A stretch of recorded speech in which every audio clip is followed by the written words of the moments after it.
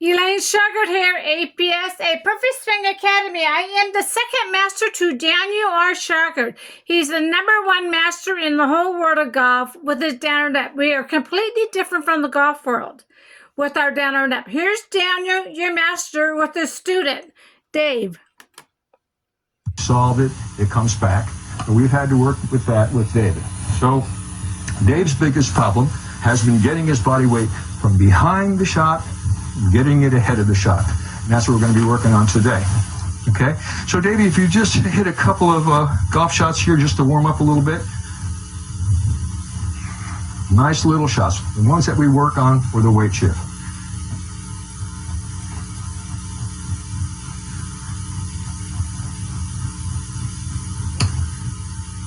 And that's not a little shot.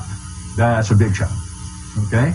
Now, of all the things in the world to do is to hit a perfect shot with the very first shot, on the very first shot.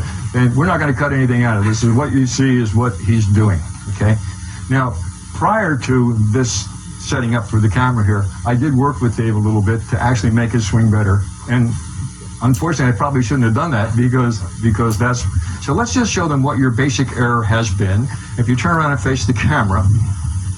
Now, there are some things we're going to be changing over time that you'll see in other videos that have to do with his stance and his posture. But right now, the biggest mistake that Davey's made in his golf swing is when he's taken this golf club away, he's let his head go over his right foot. And as soon as you do that, it's very, very difficult to get back to the ball from there because your head must also move ahead the right amount as you come down to have any chance at all hitting the ball. Because of that, he would hit fat shots, he would hit thin shots, and he would hit shots that lacked power and required him to use other motions to increase the power that he wanted. And one of the things that I find most perturbing about trying to learn the game of golf is that the swing, if it's done correctly, produces plenty of power. And unfortunately, what happens to us as we're learning the swing, we think that making more effort is going to provide more power, when in reality, more effort for the most part only exacerbates the problems that we have. So we don't want to use more effort, but that's what happens. So if we're not hitting the ball as far as we want, immediately what we do is rather than improve the motion, we add additional power. So what we worked with Davey that you didn't get to see on camera, let me take your club from you just a moment, was to move his belly button laterally sideways from one side, now you notice his head stayed still, to the other. Now when he does that, he hits the ball beautifully. When he does this, and he lets his head move over his foot, now if he tries to use my body motion of keeping the head in one place and moving his feet, he more than likely is going to hit fat, and he's not going to hit the ball the way we want him to hit it. So let's make a little practice swing here for me. And I want to show the people, you know what, we may have to change what we're doing on this video because you're hitting it too good. And the error, you can't make the first lesson. You can't make the, yeah, right. You can't make the error that you were making right now. Not as consistently.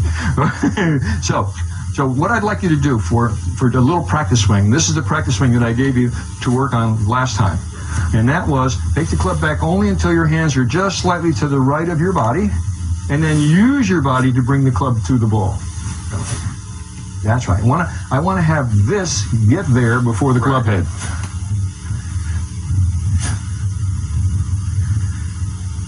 That's right. So we're not using any hands and arms at all. All we're really doing here is just trying to turn away till your hands are to the right of your right leg, and then use your pivot. Now what happened there? No, well, one of the reasons you didn't get down is because you were looking out there to see where the ball was going before you hit it. You must be looking down at the ball after impact, not just before and until. Okay, hit that one kind of fat, huh? What happened there? Too concerned about looking at the ball, making sure I hit it. Right. Well, the important thing we want to do here is not use our arms, and we want to get that hip there at the same time the club head gets there.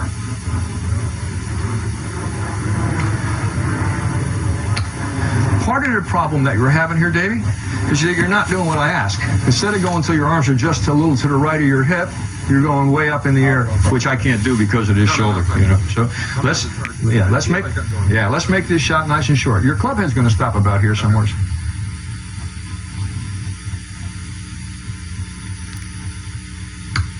better. Okay? So, another one of the problems that Davies had over time, and this is a conceptual problem. Whenever we have you move just that way a little bit. Another one of the problems Davies had for some time is a conceptual problem. We want the ball to go up in the air, and so a lot of times our thought is make it go up in the air. What makes it go up in the air is the club hitting the ball with the loft that's on the club.